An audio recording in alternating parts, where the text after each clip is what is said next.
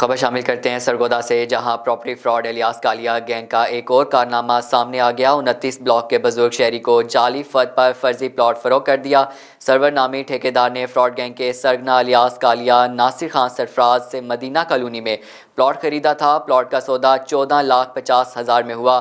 6 لاکھ بیانہ دے کر اسٹامپ لکھوا لیا۔ نو سرباز گینگ کے رکن سرفراز نے بزرگ شہری کو جعلی فرد تھما دی۔ FIR کا متن: محمدی کالونی کے الیاس کالیا 25 بلاک کا ناصر خان اور 84 چک کا سرفراز نے درجن سے زائد افراد پر مشتمل فراڈ گینگ بنا رکھا ہے۔ تھانہ اربن ایریا پولیس نے فراڈ گینگ کے خلاف سرور نامی شہری کی مدعیت میں مقدمہ درج کر لیا۔